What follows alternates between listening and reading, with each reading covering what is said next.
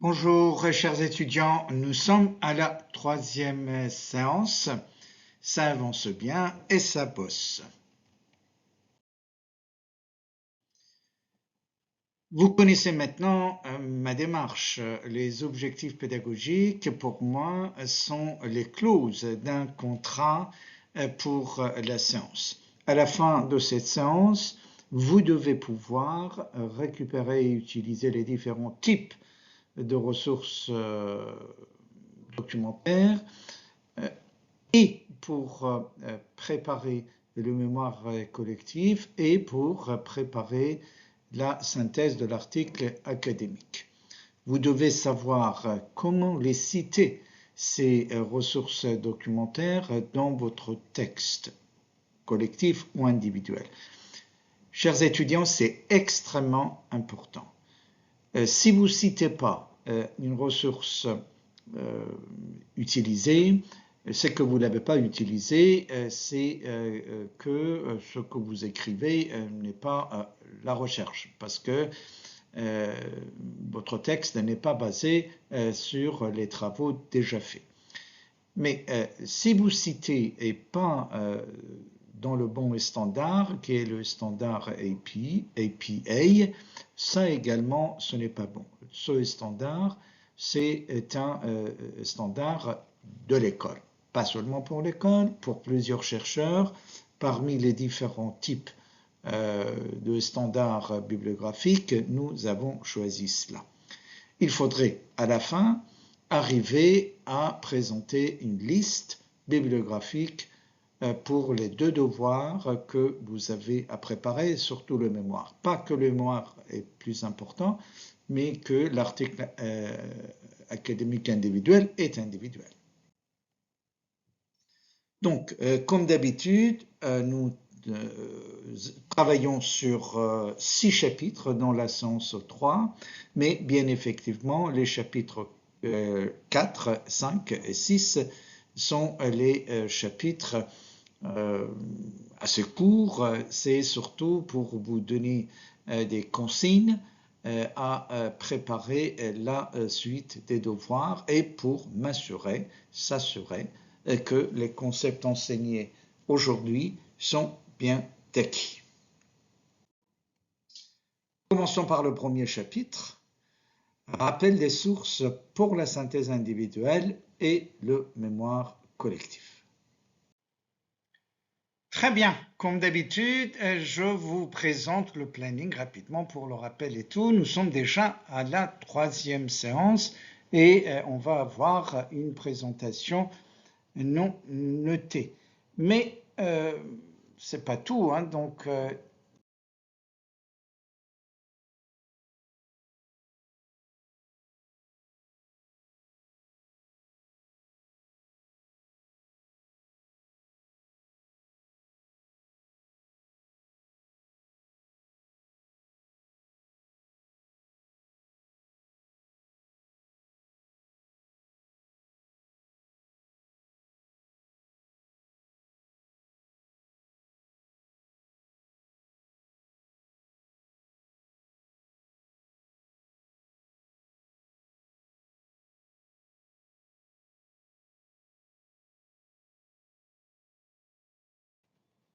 très bien. Si c'est clair, le planning, il est clair, hein, donc j'ai rien d'autre à ajouter. Jetez un coup d'œil quand même, s'il vous plaît, ça me rassurerait. Très bien. Donc, pour les différents types de ressources documentaires, vous vous souvenez, nous en avons parlé et à la première séance et à la deuxième séance. Vous avez des ressources académiques à votre gauche et des ressources médiatiques ou journalistiques à votre droite. Pour ce qui est votre synthèse individuelle, c'est un article académique. Et en même temps, les articles académiques feront partie de la bibliographie du mémoire collectif. Bien, également, pour le mémoire collectif, comme c'est indiqué à votre droite, vous avez des ressources médiatiques ou des ressources journalistiques. Pour faire l'analyse de ces ressources collectées, vous allez faire la collecte de ces ressources documentaires à partir d'aujourd'hui. Il faudrait bien connaître l'auteur et son expertise, il faudrait connaître l'objectif du document, il faudrait voir en quoi le document considéré, sélectionné, apporte quelque chose à votre question de recherche, pour le mémoire surtout. Et puis, il faudrait constituer une liste de références pour votre mémoire. Voilà, c'est en fonction des types de ressources ce que nous devons faire cette semaine, aussi bien en cours qu'en autonome par vous-même. Voyons un petit peu grosso modo ce que les différentes sources représentent. Nous en avons parlé, mais comme c'est très important, j'aimerais vous en parler de nouveau. La première catégorie de ressources documentaires, disons, c'est les ressources académiques. J'y mets beaucoup d'importance parce que c'est la synthèse individuelle d'un article académique qui va représenter 60% de votre note finale. Donc, ce n'est vraiment pas de prendre ça à la légère. Qu'est-ce que c'est qu'un article académique? Je vous laisse regarder, je vous laisse revenir sur cela, mais sachez qu'un article académique, c'est un article qui est évalué à l'aveuglette par les pairs, par d'autres collègues, par d'autres chercheurs qui demandent souvent des révisions, et donc l'article qui est publié est vraiment un article avec une méthode très rigoureuse qui a été révisé à plusieurs reprises. Donc, c'est un document très fiable. Je vous ai souvent dit qu'un article académique n'a pas un plan original, parce que dans toutes les œuvres académiques, on commence par une présentation générale qui est le résumé, le titre, les auteurs, les affiliations, etc. Et puis après, et voilà, c'est ce que vous allez faire également grosso modo pour votre mémoire, vous avez l'introduction et vous avez les méthodes. Vous présentez après les résultats obtenus, vous discutez ces résultats, vous faites une conclusion et vous présentez la liste de vos références. Vous aurez une thèse en deuxième année de master plus tard, mais pour le moment, vous ne faites pas de méthode empirique sur le terrain, mais vous collectez les données chiffrées et statistiques. Nous en parlerons plus tard. Je ne vais pas me déployer beaucoup sur ces éléments-là, nous en avons parlé, mais je vous donne de nouveau quelques sites de référence pour collecter les articles académiques. Prenez une photo si vous voulez, notez-les, parce que tout à l'heure, en atelier, en équipe, vous allez travailler sur ces sites, entre autres. Je répète également la présentation de ce slide que vous avez vu déjà. C'est où vous pouvez trouver des articles académiques grâce à notre Learning Center avec toutes les bases de données. En atelier, nous allons travailler sur ces bases de données également. Bien évidemment, je suis à votre disposition pour les exploiter avec efficacité. Pour les sources médiatiques, vous savez, c'est surtout des œuvres journalistiques, pas avec la méthode académique. C'est pas que c'est pas fiable, mais ce n'est pas aussi fiable qu'une œuvre académique, mais parfois c'est terriblement intéressant. C'est d'autres médias d'une manière générale. C'est pour cela que je les appelle les sources médiatiques ou journalistiques, parce que c'est surtout les journalistes qui écrivent ou qui présentent, qui expriment dans ces sources. Ce qui est extrêmement important, nous sommes modernes, vous pouvez, et je vous encourage énormément, d'utiliser beaucoup de blogs et de podcasts par des journalistes de qualité ou même parfois par des experts qui s'expriment de plus en plus dans les blogs et dans les podcasts. J'encourage mes étudiants pour la thèse professionnelle d'exploiter énormément ces podcasts et ces blogs extrêmement intéressants. Encore pour les médias journalistiques, je vous donne quelques indications ici, retenez-les, vous pouvez prendre une photo. En atelier, nous allons également faire la recherche à travers ces sites qui englobent une bonne partie des documents journalistiques ou médiatiques. Vous pouvez voir. C'est également parfois extrêmement intéressant. C'est les entreprises, les banques qui publient des documents, des rapports, des études parfois extrêmement intéressants. Wired, que vous avez en haut à droite, est un excellent magazine de référence pour tout ce qui est digital. Comme je sais que plusieurs d'entre les équipes parmi mes étudiants travaillent sur l'intelligence artificielle, vous trouverez certainement votre bonheur en jetant un coup d'œil sur ce magazine qui fournit beaucoup de documents à titre gratuit. Vous en avez encore d'autres. Les Échos a des articles parfois extrêmement intéressants, même des études mises à la disposition gratuitement. Là, ici, vous avez des instituts qui publient des rapports sur les métiers, sur les tendances, sur les conséquences de l'application de certaines technologies ou de certaines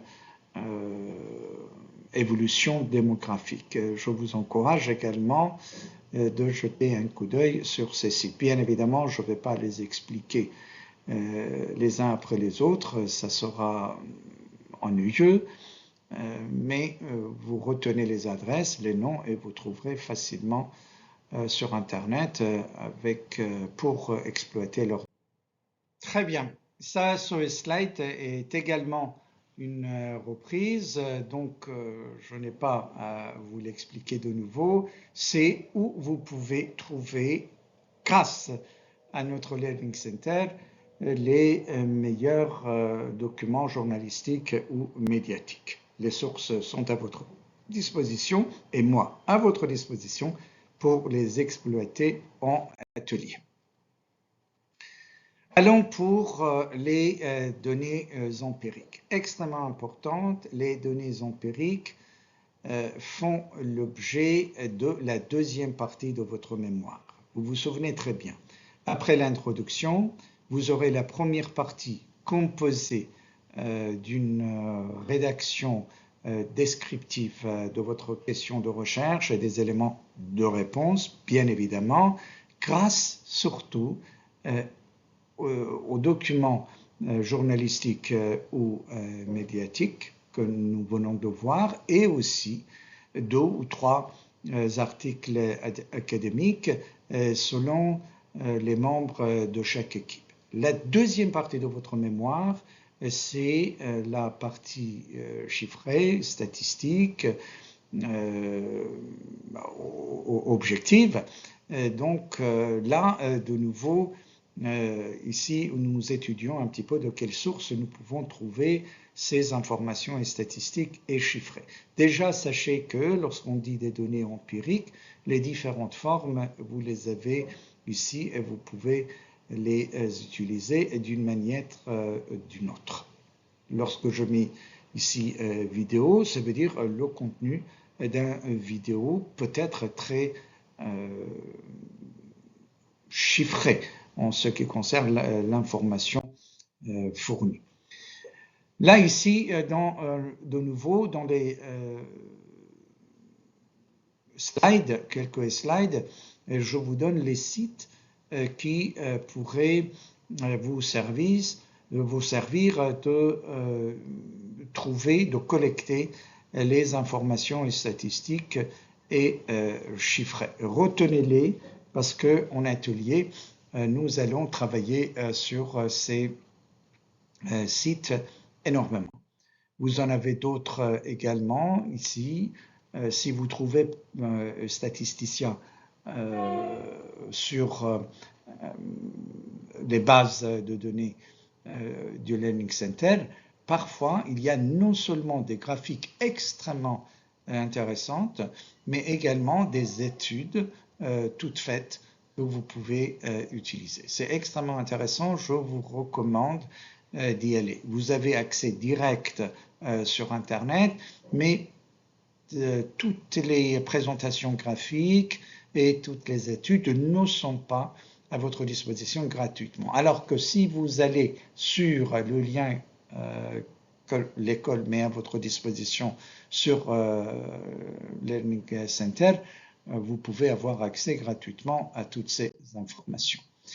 Il y a bien évidemment deux sites à la fin que j'aime beaucoup pour différentes raisons. Vous allez aimer beaucoup Internet Live Web, c'est-à-dire vous avez les informations en instantané à chaque moment. Donc, c'est pour une raison ou une autre, vous voulez collecter les données concernant Internet, tout ce que vous pouvez imaginer, les médias sociaux, etc. Vous aurez accès et spontanément, vous pouvez collecter les informations. Et bien évidemment, INSEE, extrêmement importante si votre sujet concerne la France. Très bien. Maintenant, imaginons que vous ayez collecté les sources documentaires, aussi bien académiques, journalistiques qu'empiriques, et maintenant il faudrait les exploiter.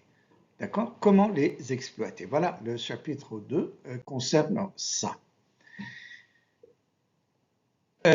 Les documents journalistiques peuvent vous aider énormément, par ailleurs les documents académiques également. Vous avez besoin de définir les concepts, les termes, le jargon que vous utilisez. Extrêmement important. Donc, imaginez que vous repérez un concept. Il faudrait noter quelque part pour réviser grammaticalement correctement dans votre mémoire après en quoi ce concept est utile pour la question recherche et pour le mémoire. Donc, ce n'est pas la peine de faire une liste, de répertorier les concepts intéressants. Si un concept ne contribue pas à fournir des éléments de réponse à la question de recherche du mémoire, eh bien, le concept n'est pas intéressant. Donc, même si c'est un philosophe de référence, si quelqu'un avec 4 prix Nobel l'a propagé. Deuxième chose, il faudrait discerner, il faudrait connaître la différence entre l'utilisation de ce concept par l'auteur du document que vous étudiez et dans le mémoire. C'est pas pareil. Donc, vous pouvez avoir un concept que vous n'utilisez pas de la même manière et c'est souvent le cas. Troisièmement, vous devez également utiliser ces concepts pour montrer comment il peut vous aider à trouver des éléments de réponse. Voilà comment vous pouvez analyser un texte, un document repéré, sélectionné. Pour ce qui est maintenant les sources empiriques pour des données factuelles. De nouveau, je répète, mais je vous l'ai déjà montré, de nouveau, je vous présente la liste des différentes formes possibles d'une donnée factuelle, empirique. Vous pouvez les utiliser, mais il faudrait toujours les transformer pour votre thèse. Normalement, ce que je dis souvent à mes étudiants, parfois, par exemple, il y a des étudiants qui reproduisent un tableau alors qu'il n'y a que 2 lignes d'un tableau qui intéressent leur mémoire. Alors pourquoi répéter tout? N'hésitez pas à refaire un tableau, n'hésitez pas à refaire, par exemple, avec Photoshop ou PowerPoint, une présentation graphique pour reprendre la partie qui vous intéresse. Bien évidemment, vous, dans la légende, vous citez toujours la source, mais vous dites élaborer, réviser par nos soins, par nous-mêmes. Important à dire. Mais exceptionnellement, parfois, vraiment, vous trouvez une information empirique que vous pouvez utiliser telle qu'elle. Mais si vous pensez qu'il faudrait réviser, révisez, et c'est plus valorisant, parce que cela relève de votre valeur ajoutée à vous, mais n'oubliez pas de donner toujours dans la légende la source et préciser si vous avez élaboré ou révisé à partir d'une source. Voilà, comme pour les études journalistiques, là ici vous dites en quoi ça a un rapport pour votre question de recherche et votre mémoire.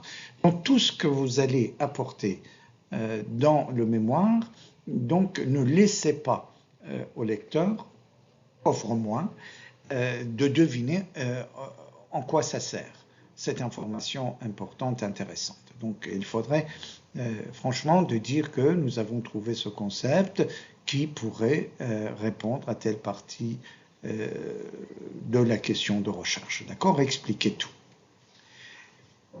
De nouveau,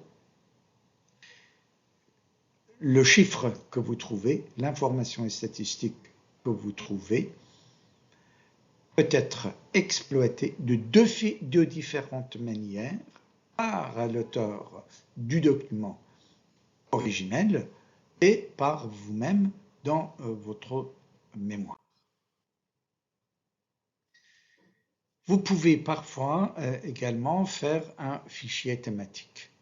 Par exemple, il y a plusieurs thèmes qui sont liés à votre question de recherche et vous créez une base de données. Qu'est-ce que c'est qu'une base de données? Mais c'est tout simplement un dossier composé de différents fichiers de thèmes thématiques. D'accord? C'est ça une base de données. Hein. Donc, dans chaque fichier qui est consacré à un thème et pas deux, c'est très important, chaque fichier n'a qu'un seul thème et vous mettez par contre les informations que vous avez collectées de différents documents. Donc vous avez compris, un fichier thématique est un fichier seul, unique, mais qui est rédigé et qui est rempli à partir des différentes sources documentaires, empiriques, journalistiques et académiques que vous avez collectées, que vous avez sélectionnées. Donc je pense que j'ai tout expliqué d'un coup et voilà. Donc je vous laisse quand même lire un petit peu. C'est de nouveau, je reviens sur ce fait qu'à chaque fois, vous mettez en relief le rapport avec votre question de recherche. Donc, résumons, vous avez un fichier thématique. Ce fichier thématique est composé des apports des différents documents académiques, journalistiques et empiriques que vous avez trouvés, que vous avez exploités. Et donc, vous les mettez dans les fichiers et vous montrez à chaque fois le rapport avec votre question de recherche. Et c'est à partir de ce moment-là que vous pouvez rédiger un texte qui fera partie après de votre mémoire avec quelques révisions conceptuelles et surtout grammaticales. Voilà comment vous pouvez exploiter. Je pense que les instructions sont claires, tout au moins, je l'espère. Chapitre extrêmement important. Chers amis, une petite introduction avant de faire ce chapitre-là. Si vous n'utilisez pas les sources, votre document n'est pas intéressant. Et si vous utilisez les sources et vous ne les citez pas, vous faites du plagiat, intentionnellement ou pas.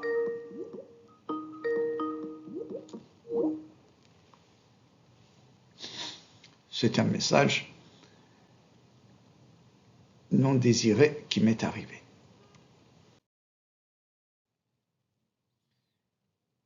Voilà le modèle que nous avons adopté à BSP. Pour chaque citation, voilà ce que vous devez faire. C'est le modèle APA.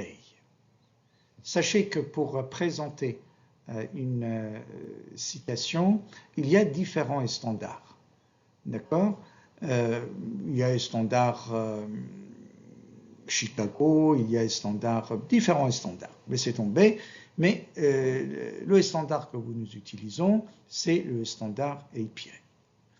Là, ici, vous pouvez prendre une photo ou bien retenir le slide 26 pour y revenir. Chers amis, pas d'autre chose que le format APA. Ce n'est pas moi qui impose ça. J'aurais fait moi-même également, mais c'est une règle générale pour tous les étudiants et on a l'instruction ferme de pénaliser lourdement un mémoire qui ne respecte pas ces consignes. Pourquoi c'est important?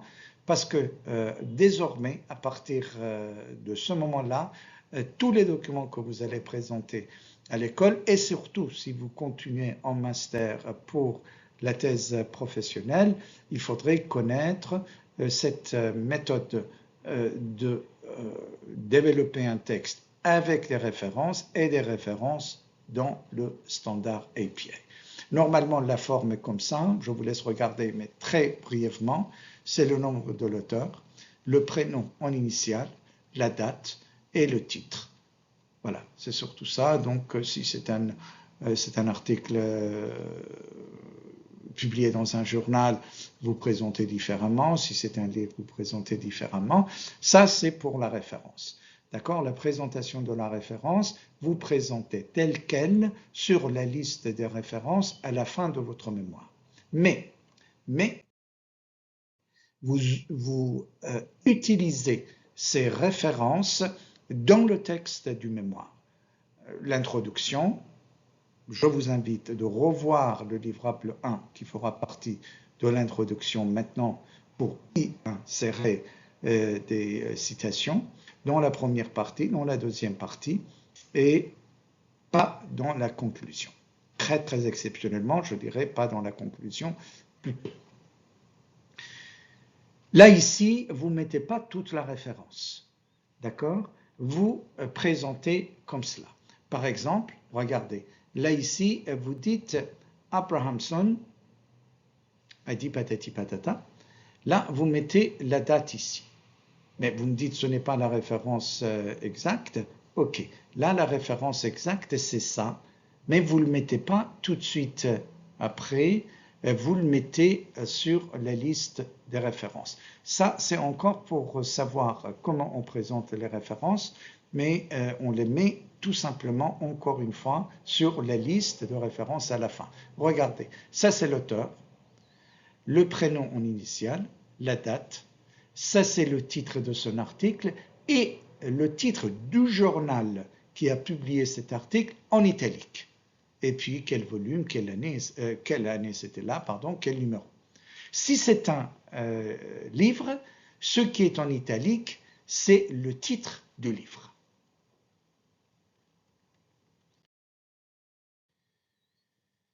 Si vous avez dans le texte maintenant, d'accord, ce n'est pas la liste de références à la fin. Dans le texte, Si c'est un auteur, vous mettez par exemple Adams 2006. Et moi, je dis c'est quoi Adams 2006? Je vais à la fin de votre mémoire sur la liste de références, je trouve Adams 2006 et je retrouverai la référence exacte. Parfois, il y a deux auteurs. Vous mettez les deux auteurs avec l'année entre parenthèses.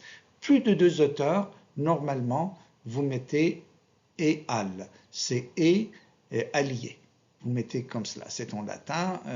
Je ne sais pas comment vous lisez ça en latin. Moi, je l'ai traduit en français pour moi, dans ma tête, et j'oublie jamais. Et allié, que vous mettez comme cela. Regardez par exemple, dans le texte, vous écrivez Adams avance que, et vous continuez. Vous voyez, c'est avance que, c'est le texte qui pourrait vous être utile, par exemple, pour illustrer davantage les éléments de réponse à la question de retard. D'accord? Vous prenez du texte d'Adams le message qui intéresserait le traitement de votre question de recherche. Et donc là, ici, vous voyez, vous ne présentez pas toute la référence, c'est Adams 2006, ou Adams et Brown 2006, ou Adams et al 2006. Et donc vous dites, a dit que, on dit que. D'accord? Vous dites ça, et on dit que, ce que, après que, c'est ce qui intéresserait votre question de recherche, votre mémoire. Regardez là ici, par exemple, c'est un texte un petit peu plus développé, vous comprendrez mieux ici, c'est cité dans le texte, c'est dans le texte de votre mémoire. Par exemple, vous dites Harriet, dans un article qui a publié en 2021, mais contentez-vous de mettre Harriet 2021, entre parenthèses, cherche à comprendre les relations entre les membres d'un groupe tribal digitalisé autour d'une marque émergente, etc., etc. Donc, je vous laisse lire. Eh bien, pourquoi de tout l'article de Harriet, vous avez mis seulement ce paragraphe dans vos mots? Eh bien, parce que c'est ça qui intéresserait votre question de recherche. D'accord? Vous ne faites pas un résumé de l'article. Vous retenez ce qui pourrait intéresser votre mémoire et votre question de recherche. C'est pour ça que moi, je dis toujours, comprenez bien votre question de recherche. Parce que sans ça, vous allez mettre beaucoup de choses qui seraient barbants, fatigants pour le lecteur, et vous avez beaucoup travaillé et vous aurez une mauvaise note. C'est tout simplement parce que ce que vous avez mis dans le texte n'est pas en relation avec la question de recherche. Et voyez là ici, donc on a mis Harriet 2021, et ça suffit pour le texte. C'est à la fin, sur la liste de références, que vous mettez la référence exacte. Vous voyez, de nouveau, c'est un article, le titre, et puis c'est le titre de la revue qui est en italique. Chers amis, je ne vais pas vous lire tout ça. Ça serait vraiment barbant, parce que vous savez lire. Donc, si j'ai à lire, autant de vous transmettre un texte, vous savez lire. Je vous laisse regarder. Je vous explique tout simplement les différentes manières de citer l'origine du texte que vous présentez dans votre mémoire. Là, ici, c'est ce texte qui intéresserait votre question de recherche à votre mémoire. Vous dites ça, et vous dites à la fin, attendez, c'est pas moi, c'est Mintzberg qui a dit ça dans un ouvrage de 1978. Eh bien, le lecteur pourra aller à la fin sur la liste de références, peut trouver la référence exacte. Une autre manière de présenter ce que vous avez trouvé d'intéressant dans un document, c'est comme ça. C'est par exemple Tajfel, dans un article de 1981, a dit ceci ou cela. Là, vous voyez, ici, vous avez dit tout le message et à la fin, vous dites c'est pas moi, c'est Mintzberg. Là, ici, vous dites carrément c'est Tajfel qui parle. Dans mes mots, c'est moi qui cite, donc c'est pas le texte in texto, mais c'est lui. Et parfois, même vous dites, ah ben là, je trouvais quelque chose de très intéressant, mais je vais être franc avec vous, ce n'est pas moi qui ai lu l'article, mais c'est Davis qui a lu l'article. Moi, j'ai lu Davis. Davis a cité Baker et Kennedy. Et moi, je suis très franc avec vous. Moi, je dis Davis qui a lu ça, a dit ça. Et donc, voilà. Donc, moi, je n'ai pas lu Baker et Kennedy, mais je cite ce que Baker et Kennedy ont dit. Mais attendez, comment vous pouvez citer Baker et Kennedy si vous n'avez pas lu leur article? Eh bien, je dis ce que Davis a dit de ces deux auteurs. Et donc, je reproduis ça parce que ça intéresse notre texte. Et là, ici, c'est un auteur, 3 auteurs au moins, donc Sabri et Al ont dit cela. Et si je veux savoir c'est quoi la référence exacte, je vais sur la liste des références à la fin et je trouverai ça. Les données factuelles également, regardez, vous mettez en bas, vous dites extrait de quoi. Donc vous voyez, c'est la légende. C'est la même chose que vous présentez ici. Ce que je vous disais tout à l'heure, imaginez, il y a seulement, par exemple, 4 années qui vous intéressent. Ça serait beaucoup plus intéressant de reproduire ça. Vous avez les chiffres pour les 2 courbes, donc autant de reproduire ça, et vous dites, d'après le travail de Guylaine, élaboré par nous. Et voyez, dans l'art de nouveau, là ici dans la légende, vous ne mettez pas toute la référence, vous mettez tout simplement l'indication de l'auteur et l'année de l'ouvrage, et sur la liste, à la fin, je pourrai trouver la référence exacte. Je vous laisse regarder, c'est la même chose.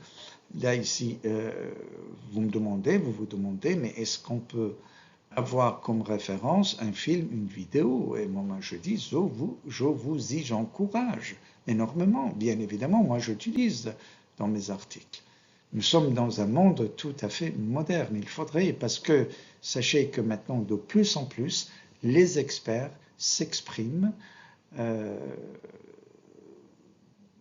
dans ce qu'on pourrait appeler l'espace vidéosphère, d'accord, dans les blogs filmés. Donc, par exemple, il y a un site web que j'aime beaucoup, TED, que vous connaissez certainement. Parfois, vous avez les meilleurs experts du monde. Maintenant, si vous trouvez une information intéressante pour votre mémoire, eh bien, pourquoi vous en priver? Donc, par contre, voilà, vous présentez comme ça la référence, comme si c'était un livre ou un article. Auto-évaluation. Bien évidemment, parce que c'est juste avant, comme d'habitude, l'atelier où on va mettre les mains sur la pâte. Mais est-ce que nous avons bien compris les concepts et théories enseignées jusqu'à ici? S'il vous plaît, regardez cela. J'espère que tout est clair. Je reviens de nouveau sur ça. Le standard des références chez nous à l'école, certainement pour votre mémoire. J'espère que tout est clair. Ne vous inquiétez pas pour la séance 4 et la séance 5, je vous expliquerai ça tout à l'heure. Mais je voulais mettre ça dans un seul tableau pour que vous sachiez tout dont vous avez besoin pour l'atelier.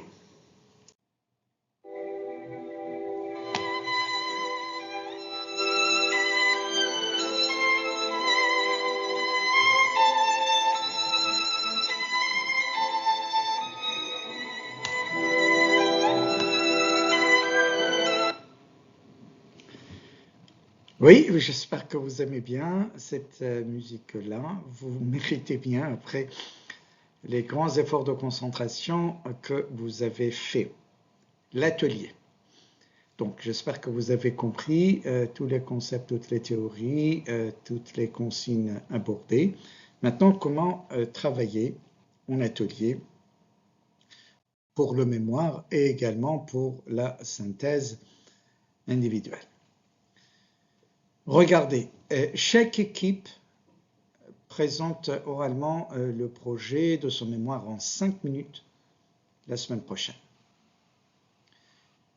5 minutes pour présenter 5 éléments. Donc en moyenne, 1 minute par thème, par chapitre. Contextualisation, dans quel contexte votre histoire se déroule, quel est le sujet dans ce contexte. Par exemple, vous voyez, sur les médias sociaux, le sujet peut être les influenceurs, ça peut être crypto-monnaie, ça peut être les communautés virtuelles, ça peut être plusieurs choses. Il y a une problématique, il y a quelque chose qui peut être problématique, qui donne lieu à votre question de recherche, et pourquoi cette question de recherche intéresserait les capitaines d'industrie, les activistes sociaux, les académiques, la recherche, le savoir, et vous-même également. Ça peut être intéressant également de signaler. Mais effectivement, vous pouvez dire, et ça ne pose pas de problème, que l'intérêt est plutôt professionnel, est plutôt social, est plutôt académique. Donc, les intérêts ne doivent pas être équivalents, quoi. Donc, ça peut être différent, mais montrer que vous en êtes conscient et comment vous justifiez ça. Par exemple, c'est vrai que l'intérêt académique n'est pas autant que professionnel, mais sachant que les membres de l'équipe vont travailler dans l'intelligence artificielle, nous avons pensé que ça serait bien de le développer. Vous voyez, donc justifier. Et surtout, à la fin, n'oubliez pas que vous avez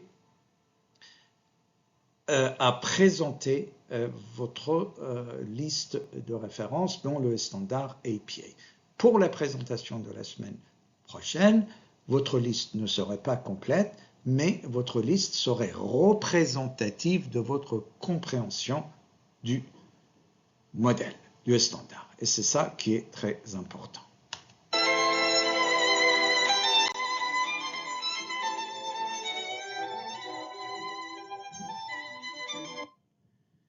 Un petit peu reposant, j'espère, hein? Donc, parce que l'atelier va être dur.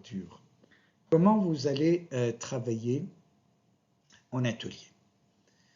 Donc, vous êtes en équipe, vous travaillez en équipe, répartissez la tâche de la collecte de données académiques, empiriques et journalistiques entre les membres de l'équipe. Vous avez besoin de choisir tout cela. Dans un premier temps, vous pouvez sélectionner un petit peu trop. Parce que juste après, vous allez revenir et dire non, vous discutez entre vous, la collecte de ces ressources est individuelle, mais vous allez avoir une délibération entre membres, c'est intéressant, c'est pas intéressant, on garde pas, etc. Et surtout, n'oubliez pas, le plus rapidement possible, il faudrait que chaque membre ait un article académique. Vous pouvez avoir plusieurs articles académiques pour le mémoire, mais un article académique par membre, par étudiant, parce que à la séance 5, vous allez déposer votre synthèse individuelle.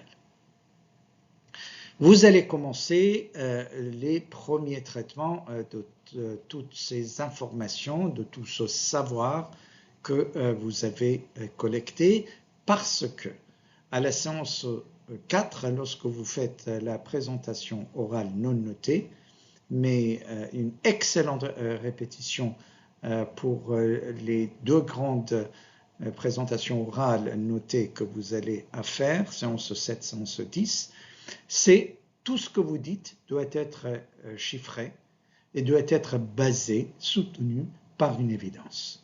Donc, même le livrable 1 que vous avez déjà déposé, il faudrait retrouver, parce que c'est ça votre présentation, en grande partie, il faudrait compléter, mais c'est en grande partie, si vous l'avez bien fait, ça peut servir. C'est pour ça que moi je dis, regardez, le travail est toujours consistant. À cette différence près que ce travail sera maintenant enrichi par des évidences empiriques que vous allez avoir. Plus tard, avec d'autres documents qui complétera votre liste de références, vous allez approfondir ces analyses-là, surtout pour préparer la présentation 7, un petit peu plus la présentation 10 et le mémoire écrit que vous allez déposer.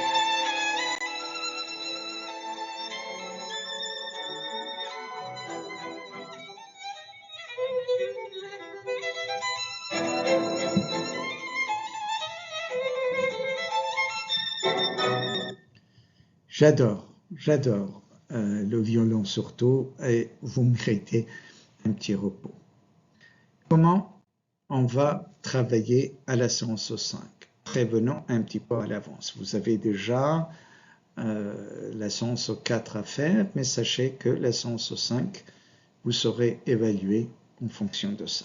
Ayez ça à l'esprit. Nous avons vu plein de nouveautés. Il est temps de se dire au revoir. Il est temps de se dire au revoir. Au revoir.